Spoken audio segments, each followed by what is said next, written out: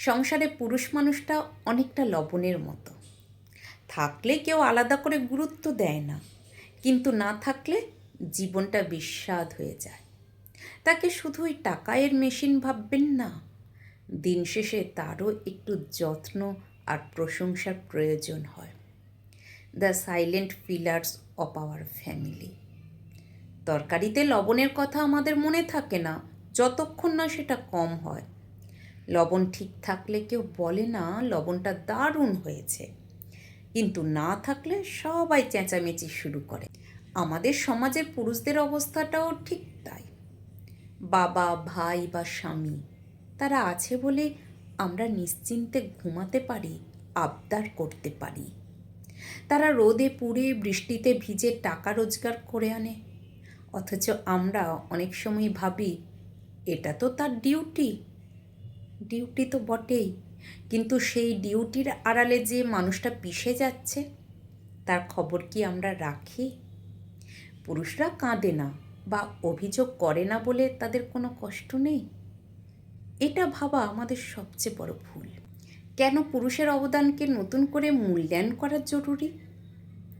এক, ATM machine না, মানুষ। মাসের 1 তারিখে বেতন বা টাকাটা হাতে পাওয়ার পর আমরা কত খুশি হই, কিন্তু সেই টাকাটা জোগাড় করতে মানুষটার কত অপমান আর স্ট্রেস সহ্য করতে হয়েছে তা আমরা জানতে চাই না। তাকে শুধু টাকার মেশিন ভাববেন না, টাকার বাইরে তারও একটা মন আছে, ইচ্ছে আছে, শরীর খারাপ আছে। তাকে মেশিনের মতো ট্রিট করবেন না। 2, বটগাছের ছায়া। পুরুষরা পরিবারের ছাদ বা বটগাছের মতো, নিজে রোদ ঝড় সহ্য করে পরিবারের বাকিদের ছায়ায় রাখে। ছাদ যখন থাকে তখন আমরা আকাশের প্রখর রোদটা টের পাই না। বাবা বা স্বামী না থাকলে বোঝা যায় দুনিয়াটা আসলে কতটা কঠিন।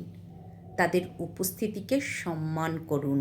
3, একটু প্রশংসার কাঙাল। বিশ্বাস করুন, পুরুষরা খুব কমই খুশি হয়। দামি গিফট নয়, দিন শেষে বাড়ি ফেরার পর 1 গ্লাস জল এগিয়ে দিয়ে যদি বলেন আজ অনেক পরিশ্রম করেছ, সাবধানে ছিলে তো, এতেই তাদের সারাদিনে ক্লান্তি দূর হয়ে যায়। একটু যত্ন আর 2-4টে মিষ্টি কথা বিনিময়ে তারা নিজেদের জীবন দিতেও প্রস্তুত থাকে। আপনার ঘরের পুরুষ মানুষটি হয়তো মুখে ভালোবাসার কথা বলে না, কিন্তু আপনার প্লেটে খাবার তুলে দেওয়াটাই তার ভালোবাসা। তাদের অবহেলা করবেন না। লবণ ছাড়া যেমন রাজভোগও বিস্বাদ, তেমনি এই মানুষটা ছাড়া আপনার সাজানো সংসারও অসম্পূর্ণ। নিজেকে বলুন, আমি তার উপার্জনকে নয়, আমি তার পরিশ্রমকে ভালোবাসি। কারা একমত যে পুরুষদের কেয়ার বা যত্নের প্রয়োজন আছে? কমেন্টে লিখুন। রেসপেক্ট হিম।